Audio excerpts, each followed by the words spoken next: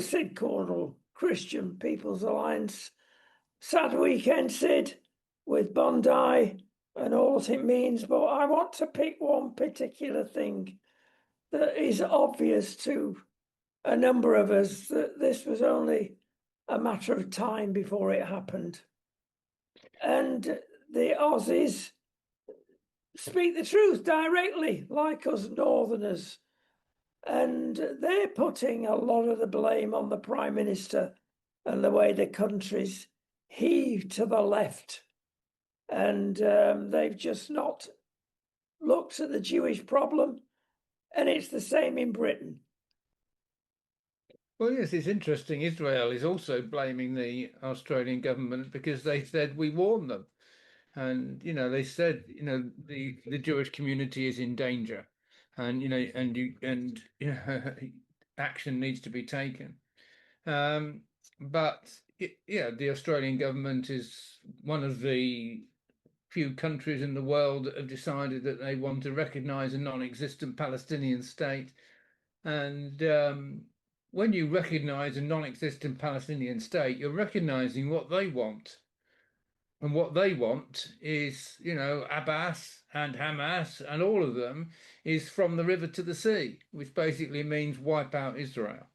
And, I'm sorry, but if that's what you're going to do, you're going to support policies that wipe out Israel, then you are encouraging anti-Semitic attacks. That's the reality of it. But it seems that the father and son that actually carried out these atrocities were affiliated with Islamic State. So, I mean, what Australia should be doing, instead of focusing on trying to support Hamas and the Palestinian Authority, they should be focused on wiping out Islamic State from their country. Well, it beggars belief, Sid, and even to this weekend, our government in the UK allows the Palestinian marches, and they are anti-Israeli. They're not pro-Palestine, they're anti-Israeli. Well, yes, but you see, what annoys me most, as I've said before, is that we've actually had this guy who is now the head of Islamic State in the world, who is a British citizen. And prior to being a British citizen, he was an imam in a mosque in Slough and preaching hate sermons, and the authorities just turned a blind eye. They did nothing about it. And then when he applied for British citizenship, they said, yeah, okay, yeah, we'll give you British citizen. You can be a British citizen. No problem, no problem.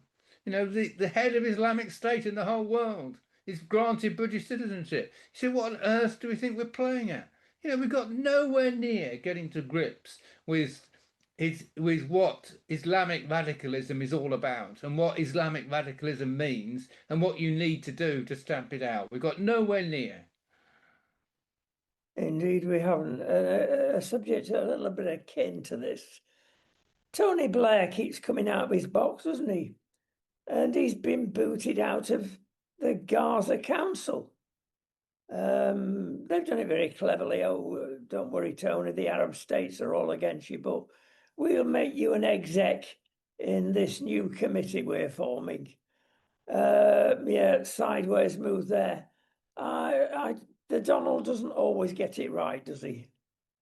No, well, I mean, Tony Blair, I guess, is who we know is somebody who focuses on spin and focuses on image and tries to create an image of somebody who is a world statesman.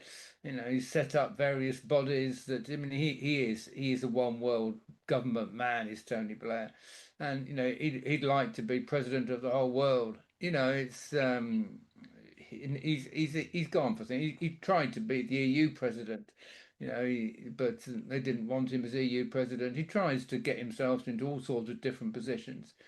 But yeah, I mean, Trump wanted people on side with him that weren't American, that support his aims in Gaza.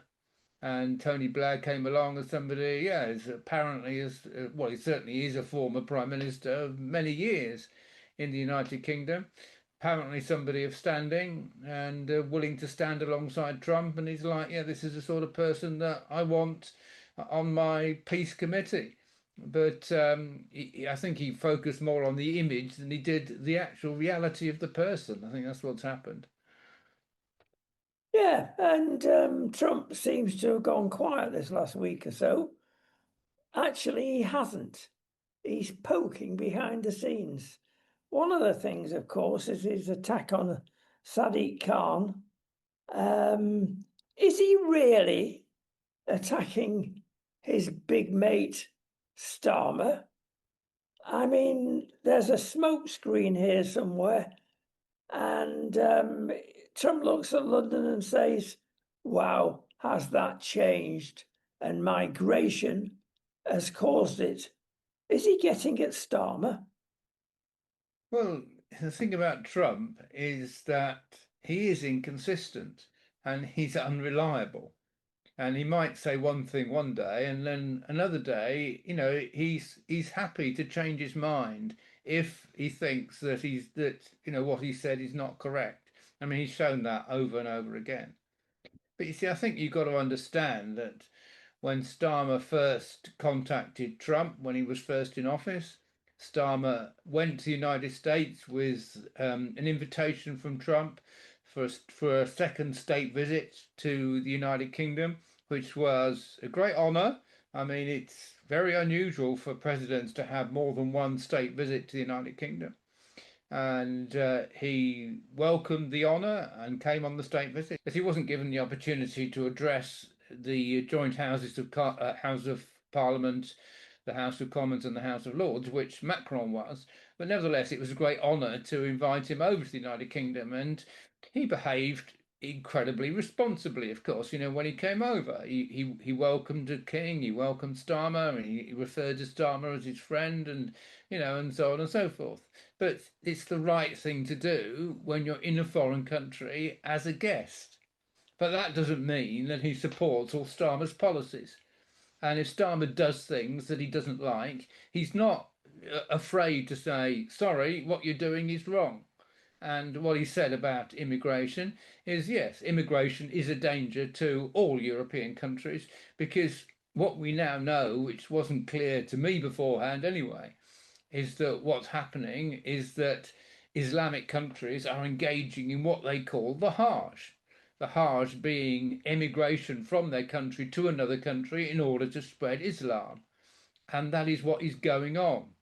And they are trying to take control of European countries. And sometimes, one thing I've learned from Muslims is that they're happy to make declarations. We declare that the United Kingdom is now a Muslim country. And, they make these declarations. It's nonsense. We're not a Muslim country. But they don't mind saying that. And some people that are weak minded listen to it and think, oh, yes, yes, yes, yes, we're now a Muslim country. Isn't it terrible? We're not a Muslim country. We're a Christian country, but which the Muslims are trying to take over. And we've got to resist it with all our strength. Yes, indeed. Another thing that has occurred this week, Nigel has gone a bit quiet. Reform. I tell you what, though, the sleeping giant has been awakened with this House of Lords fiasco, where you've got appointee there of, well, it's cronyism. We've got to be honest, Sid. And you've got even more Liberal Democrats than Tories elected. Of course, the Liberal Democrats generally are on the side of Labour.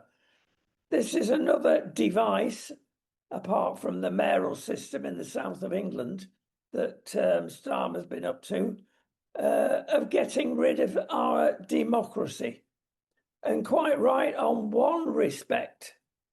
Nigel is saying, hang on, we've got the vast majority of this, that, and the other, and we can't even have one elected. Well, the problem is they've only got 5, 6 MPs, isn't it, at the moment? Yes, and what normally happens is that people are given seats, or parties, I should say, are given the right to nominate for the House of Lords according to the number of MPs they've got in the House of Commons. But the DUP have nominated, the Green Party have nominated, even though previously they only had one member of Parliament. So certainly the Reform should be given the opportunity to nominate for the House of Lords, and the fact that they haven't is contrary to protocol. I mean, the Liberal Democrats have got 72 MPs, the Conservatives got 122. So the Liberal Democrats should be given the opportunity to nominate more than one member of the House of Lords, but the Conservative Party should be given the opportunity to nominate more than the Liberal Democrats. But I don't think Starmer's following convention correctly, and he's basically doing what he wants. But one thing I should say, if you say what's going on in British politics at the moment, is quite interesting because last week we had about 9 by-elections. And in those 9 by-elections, the Reform actually won 4 seats. The Conservatives held 2 seats, which was interesting because in one of the seats which they held, the Conservative vote actually went up. But across the board, the Labour vote was disastrous. They actually went down more than 20% in most of the seats. And in the one seat where there was a by-election where they held the seat, they went down 37%. That's their share of the vote, 37%. So their share of the vote went down from 56% to 17%. I mean, it was just crazy, absolutely crazy. The massive reduction in the Labour vote. And it's reflected in opinion polls, which are now putting the Labour Party on 14%. The Conservatives seem to have gone up a bit. They're now 18 to 20% from what they were. And the Reform, of course, are normally 32, 33%. So they're well out in front. But you see, but opinion polls aren't always reliable. But when you keep watching by-elections, and certainly what happened in the May local elections when the Reform took 10 councils, you know that is actual people going to the polls, registering their vote, and you can see that it is reality. The Labour Party are down at 14% now. That is reality. I can see a coalition coming along, if the Tory vote increases towards 2027 or 2029. I can't see it going that long. Let's say it's 2027.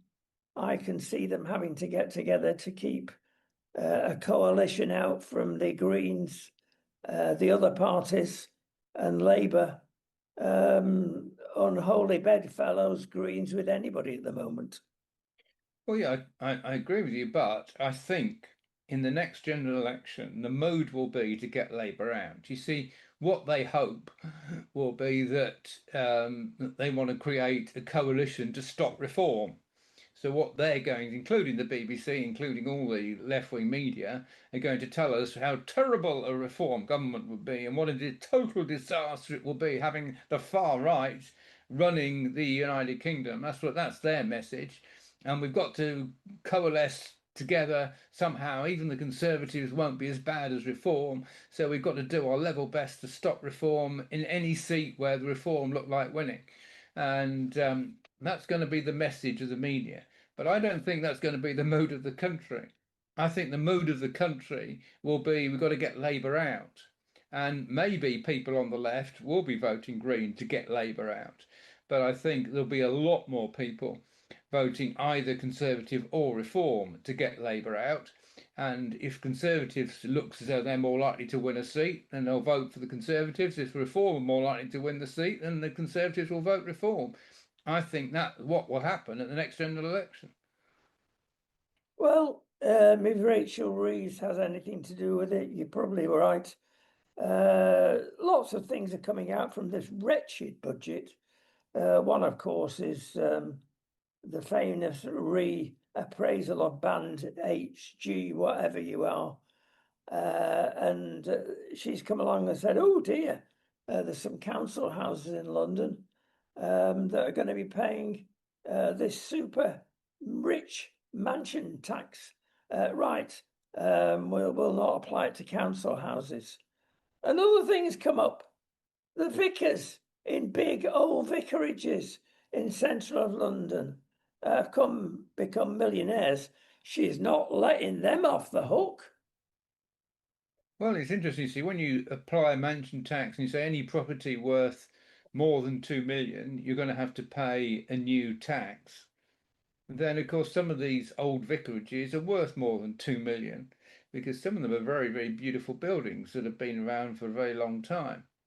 I mean, it's not universal. I mean, because there's an awful lot of vicarages that have been sold off. I have to confess that in 1988, a long time ago now, I did actually buy a vicarage myself off the church in Sheffield, off a church, I should say, in Sheffield. So I was actually living in what we called the old parsonage. And it was a beautiful building, a lovely building. It was a stone detached house set in a third of an acre. And yeah, and I lived there for 12 years, it turned out, with my wife and family. So yeah, I mean that's happened in loads of places as the church has got less money. They've in many cases decided to sell off vicarages and rebuild in. You can still get a very nice. I mean, one of the rules, by the way, of Church of England vicarages is they have to have 4 bedrooms and a study. But you can still get nice 4 bedroom houses with a study, for a lot less than some of these beautiful old vicarages. So, I mean, what's going to have to happen, whether they like it or not, is the more churches they can't afford to live in them, there'll be more churches will have to sell off the vicarages and find somewhere else for the vicar to live in. That's the reality of what's going to happen. But you see, but the Church of England's in a mess anyway, because the more they go down this line of blessing same-sex marriages, the more they reject the teaching of the Bible, and the church declines. I mean, we've seen it in the Methodist Church, we've seen it in the United Reformed Church. As they've accepted same-sex marriage, there's been massive decline in the church because the church loses its purpose. I mean, the whole purpose of the church is to proclaim the teaching of Jesus, to honor Christ. Once you stop doing that, and you start saying, oh, well, we've rejected the teaching of Jesus, we think we know better now than they did then. That's what these, what I call Kino churches, Christians in name only, that's what they do, then why should anyone bother to go to the church? I mean, all it becomes is just a community centre. Yep, interesting thought there. I've got another interesting thought for you. Before we grill you, Sid, I have warned you about this. We must tell the customers. Nice and easy one for you. Ease you into it. Spain have got a left-wing government in many respects. Where we're here now, it's more left-wing than Britain. But they've come out with what I see is a good idea. They've got a housing problem. And in various parts of Spain, they've been out with their banners, the local populace, like Wales. Go home, Brits, we don't want you. They soon backed down on that after 1 year because the tourism's hit rock bottom. Now they want the Brits back.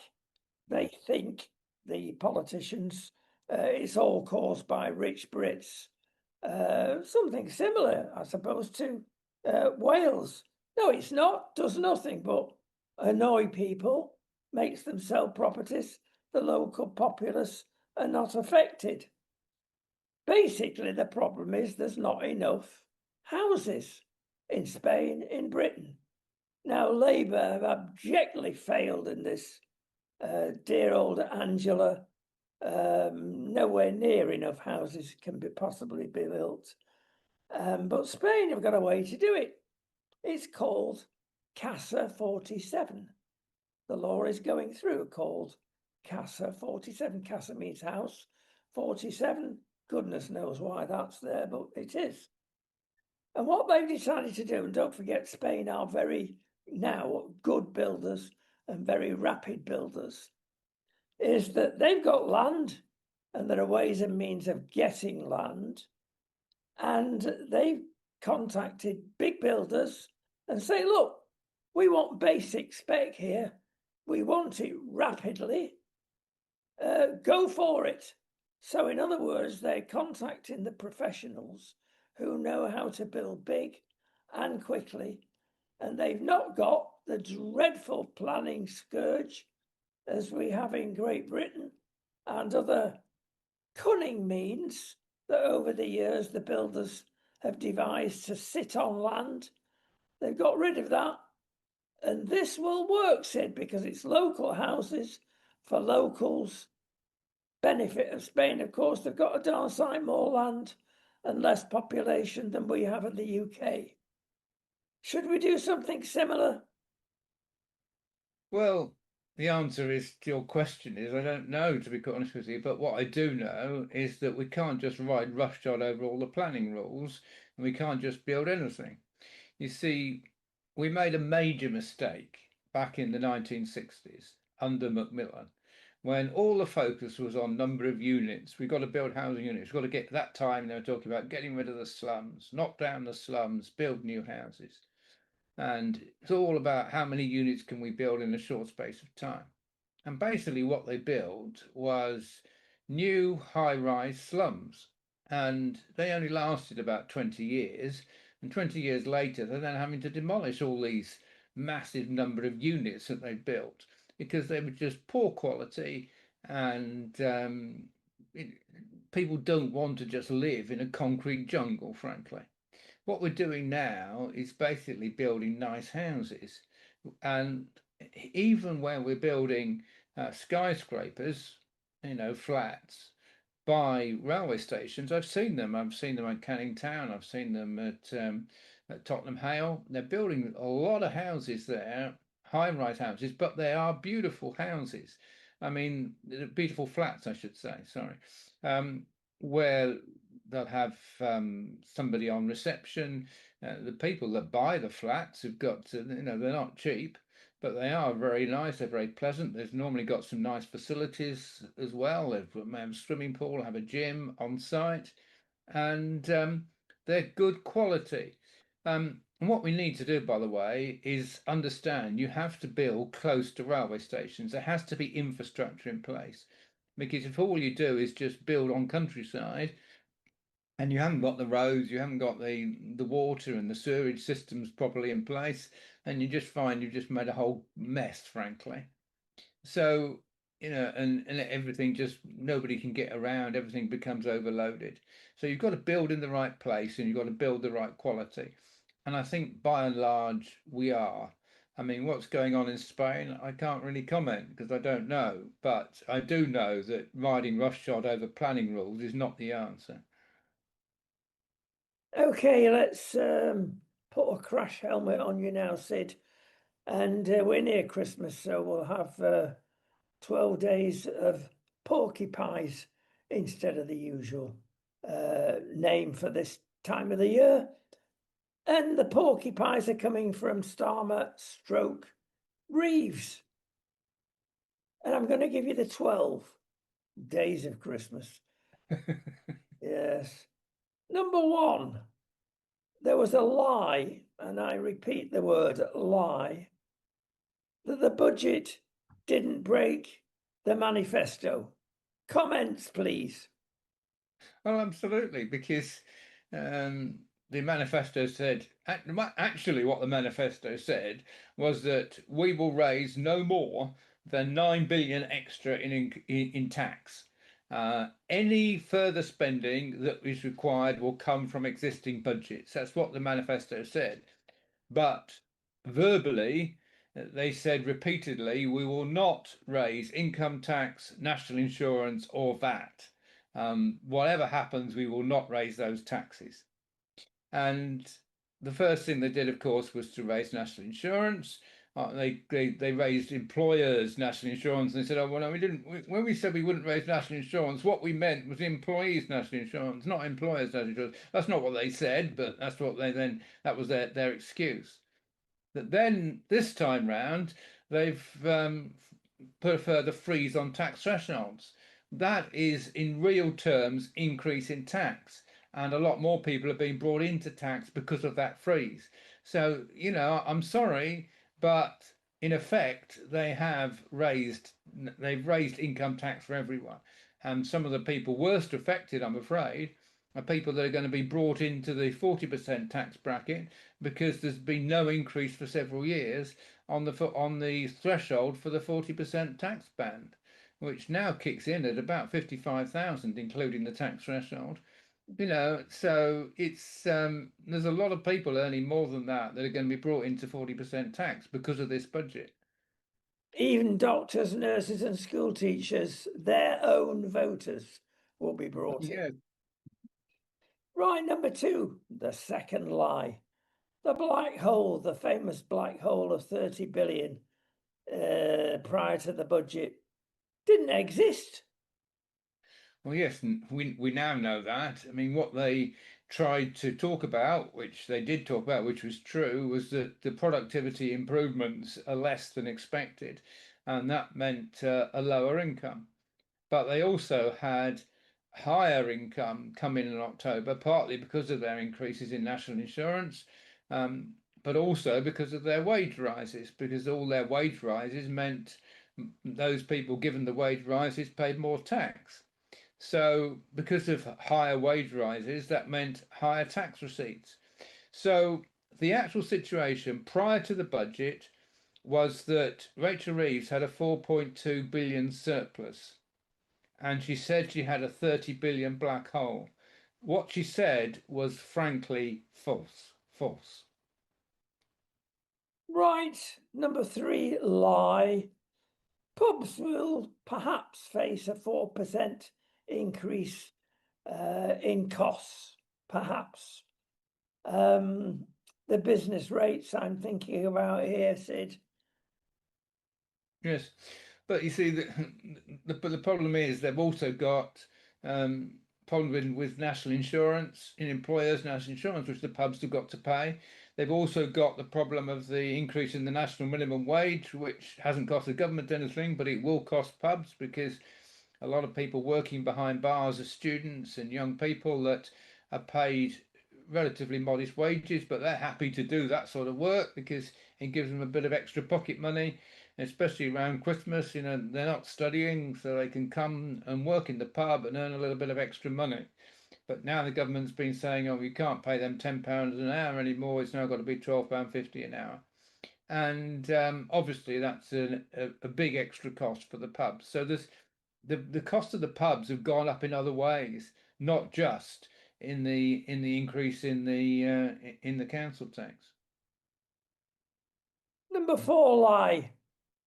Energy bills have gone down, they say. What?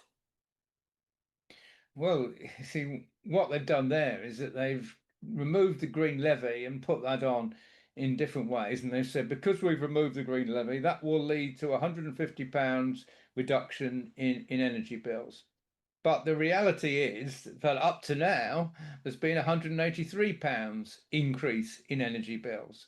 So as of today, there isn't a reduction, there is an increase.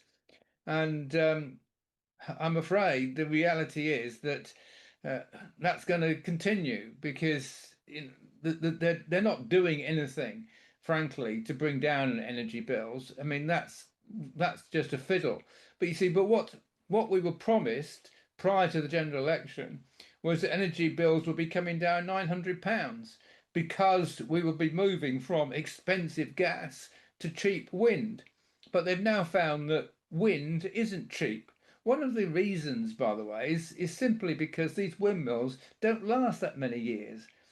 I mean, some only last for 15 years, but they last at the most 20 to 25 years.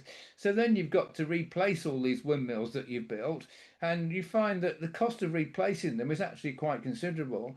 So wind power doesn't just bring down bills as we were promised it would.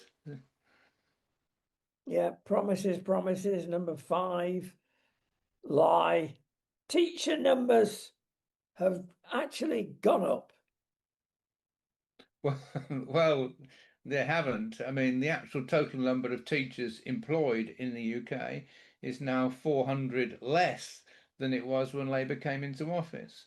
So, I mean, you see, what Starmer said is, oh, we're going to increase teacher numbers. Well, they haven't. You know, teacher numbers have fallen. And one of the problems, of course, is that they've decided to impose VAT on private school fees, which have meant that we've got enormous numbers of pupils that are now having to go into the state sector were previously taught privately, simply because a number of private schools have closed because of the VAT on school fees, because they couldn't absorb the costs. So that's imposed a great additional burden on the state sector. And so, with less teachers and additional burden on the state sector, Labour have done enormous amount of damage to education. Same with the police force, which is number 6. Numbers have increased. Yes, you see, Starmer has made a promise that we're going to increase police numbers, but the actual reality as of today is that there's a fall of 1,303 in the numbers of police officers on the beat. And by the way, while I'm saying this, I actually listened to Kemi Badenoch posing these questions to Keir Starmer at Question Time last Wednesday, and she was brilliant. I should say, by the way, that I had actually wrote to her and said to her, when you ask questions, why don't you ask questions which you know the answer to? And then he's not going to answer the question. So then you can come back, give him the answer and move on. And you make a fool of him. And that's what she did last Wednesday. Whether she did it as a response to what I said, I don't know. But I mean, certainly what she did, and it was brilliant because she basically said to him, "Okay, tell us, how are you doing on police officers?" And of course, Starmer came back and said, "We're increasing the number of police officers." Wrong. The number of police officers is declined by 1,303. So now we'll move on to the next thing. And she run rings round him. He looked a complete fool, frankly. Yes, it's a bit of entertainment at the moment. Unusual one here, Baroness Longfield has been appointed for the 3rd or 4th time of trying to get a chair for the grooming gang problems. And one has to question what's going on here. Is it the best choice? All of them are ladies. All of them are left wing. Come on. These are not the best people for the job. No, really see, we've covered this before, but Baroness Longfield is a Labour peer. So what's happened is that they've found independent people who were willing to chair the inquiries, but then the Labour Party imposed these conditions on the inquiries that everybody that gave evidence had to give evidence in writing and there could be no verbal questions asked. And the chairs of inquiries said, no, we're not willing to chair the inquiry on that basis, so we're pulling out. So they've now found somebody who is a member of the Labour Party, who is willing to do what Keir Starmer wants, and is willing to conduct the inquiry on the basis that all the people that give evidence will have to give evidence in writing and there can be no verbal questions asked. I mean, it's an utter farce, frankly. And of course, she's not independent at all. I mean, we've completely abandoned, or the Labour Party have completely abandoned the idea of an independent inquiry because their conditions made that impossible. That's the reality of it. Number 8, and this is a big one. And on several occasions, Keir Starmer has said, we're done. Brexit is Brexit. I'm not going to reverse it. Again, really? Well, I remember he said very clearly, we've got to accept that Brexit, the decision of Brexit, and make the most of it. I mean, he said that over and over again. You see, but the reality was he didn't want Brexit to be an issue at the last general election, because if it had been, then he could well have lost, because people in 2019 voted overwhelmingly to get Brexit done, and you see, to be fair, Boris Johnson had the problem that within just a few months of his election, he had to face COVID. And that was then a massive issue. So he couldn't really properly address the Brexit issue as he wanted to and make radical decisions. So I don't blame Boris Johnson. But the fact is that we didn't get Brexit done in any way, shape, or form as it should have been. And as I've said before, what we should have done is just left the EU with no deal and imposed tariffs on the EU because we've got a massive deficit in trade with the EU. And if we'd imposed tariffs on the trade, then that would have put things right, as Trump has shown. It can be done with great effect where you've got a big trade imbalance. I mean, if you haven't got a trade imbalance, you don't want to impose tariffs, but if you have, you do, in order to restore the balance in trade. But anyway, that's what we should have done. But as Starmer said over and again, we've got to accept Brexit. We've got to make the most of it. Now he's come into power. All of a sudden, he's rewriting the Brexit agreement, and now he's even talking about joining the customs union, which he actually said was a red line. He would never rejoin the customs union. I mean, frankly, he's doing things he's got no democratic mandate for whatsoever. Many things, if you look at them. Number 9, Labour promised, Starmer promised, lower bus fares, cheaper bus fares. Again, nothing.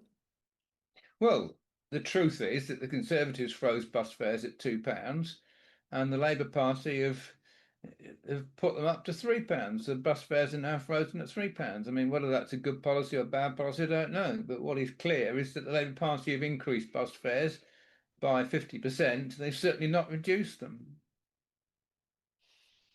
Number 10, we are a government of public service. Well, if we dig down to what that really means, we shouldn't be having ID cards as an example. Well, I mean, it's just nonsense, isn't it? I mean, we've already talked about education and how the harm the Labour Party have done to education. I mean, they are putting a lot of money into the National Health Service, but they're not dealing with the main problem. The main problem is that people can't get GP appointments, so they're all going to accident and emergency centres in hospitals because they can't get GP appointments. And that's what we need to put right. And we could put it right if we went back to the 1990s GP fund holding. But they haven't changed the system. They just put more money into it. And it's quite interesting that they're actually boasted, oh, we've got an extra 5 million appointments, and how well we've done. And Kemi Badenoch in Prime Minister's question came back and said, well, in the last year, last Conservative government, we got an extra 6.5 million appointments. So you're not doing as well as we did. I mean, the actual reality of what the Labour Party is doing is totally different from their rhetoric. Welfare spending and poverty reduced. Well, that's obviously nonsense. I mean, it's actually gone up by 80 billion. But frankly, I don't think that our primary focus should be on cutting welfare spending. I think our primary focus should be on cutting red tape, cutting quangos, which, as I've said before, are now costing us 253 billion a year. I mean, if we just focused on professional standards, which is what these quangos should be focusing on, which you can see from things like the Financial Conduct Authority, you can see from whatever area you talk about.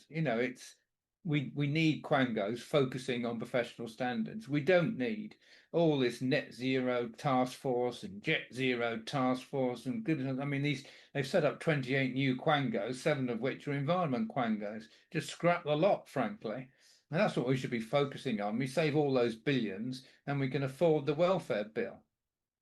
A lot of people agree with you with Quango, Sid, but they won't agree with you with not cutting benefits. It's absurd when non-foreign born people are coming into the country and claiming twice as much as indigenous people. Brits have lived here for years. Yeah, but you see, but that's a different issue. I mean, to me, that's not just an issue of cutting the welfare bill. That's addressing the issue of who is rightfully claiming benefits. And absolutely, we believe that anyone that's come here illegally should not be entitled to benefits ever, frankly. I mean, even if they've been here for 10 years, if they come here illegally, they shouldn't be entitled to benefits. If they can come here and work, that's a different matter. But coming here and claiming benefits, it just doesn't wash with me, frankly. I mean, that's part of our policy. No benefits to be paid to people that come here illegally. 12th day of Christmas. Well, they've still got time to go back on this, but it doesn't look like it. Labour to end the doctors' strikes.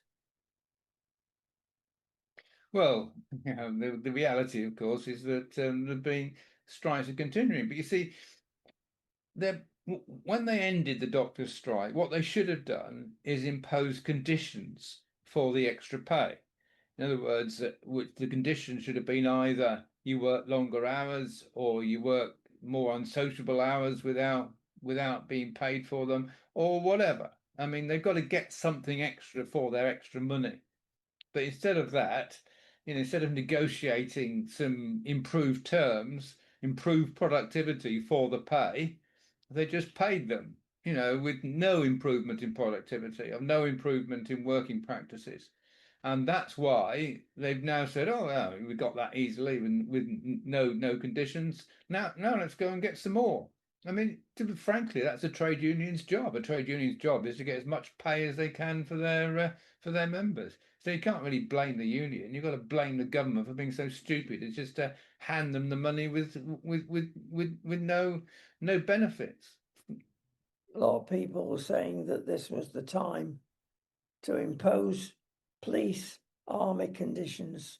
Thou shalt not strike as part of the deal. Well, possibly. I mean, but not necessarily thou shalt not strike, but it could be a situation where, no,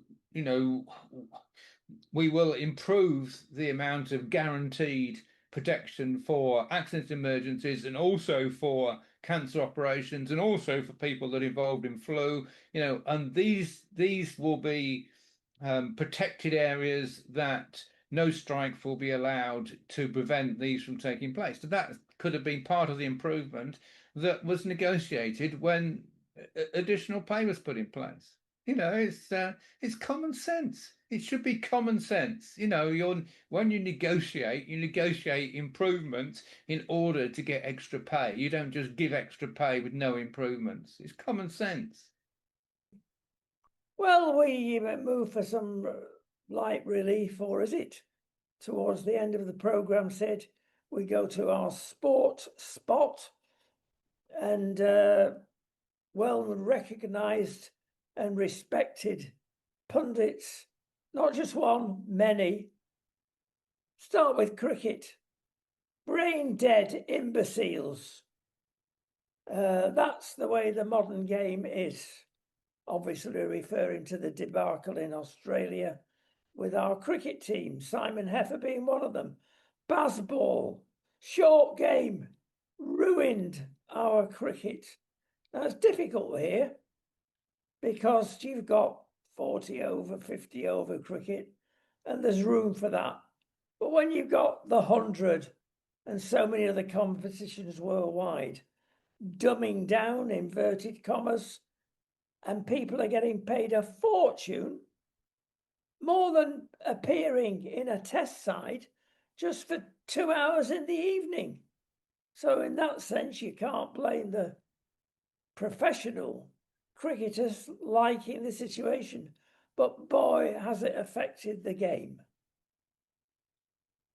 Well, yes, but it's the same for everyone. As I said before, Australia were actually scoring at a faster rate than England. So, you can say, oh, it's a Bazball for England. They've been scoring very fast, but it's not worked for them in Australia. But it has worked for them in a lot of other test matches, and it makes the test matches very enjoyable to watch, frankly, in my opinion. But obviously, the first two matches they lost. But that second match, I mean, Root scored a century.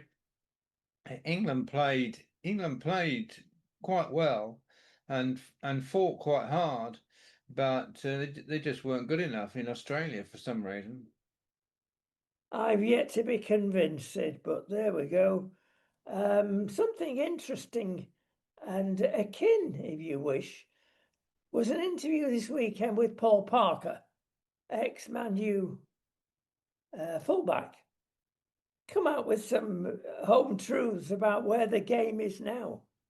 Well, it's changed like cricket, and too many handbags around. He's actually stated that the reaction on the football field is disgraceful, writhing around. If that had happened when, as an example, Man U were in their pump and Roy Keane was on the pitch, he'd make sure they were injured by doing something unseemly on the pitch if they tried that one. Equally so, Eric Cantona, he was attacked on many occasions by ridiculous attempts to foul him. And what did he do? He fluffs the collar up and moves on arrogantly. How the game has changed. Well, I'm sorry to say this, but I think it's a lot worse in Spain than it is in England. But a lot of this, I'm afraid, has come from the continent, where people are. I've watched Italian games and as well as Spanish games where players just writhing around in agony and they haven't been touched. And South America, Sid, don't forget them. In South America, so it's not just England, but I do think that with the advent of cameras watching the game so carefully, I mean, if they do something like that and claim a penalty, then it's going to go to VAR. They're going to look at it, and if VAR says no, that player wasn't touched, they just fell over or writhing around in agony to get a penalty, the player will be booked and could be sent off for what they've done. So it's not all one way. And I think these days, it's like players know when they score a goal, it's going to go to VAR. So they've got to make sure that everything is clean in the run up to the goal, because if everything isn't clean, if the goalkeeper's fouled in the run up to the goal is ruled out. If there's an offside in the run up to the goal is ruled out. So, it has made them more careful. And by the way, while I'm talking about this, I mean, I watched I was watching the game between Fulham and Burnley, and one of the Fulham goals was absolutely brilliant because this guy took a corner, rushed back to get onside, and then turned round and charged forward again, was given the ball.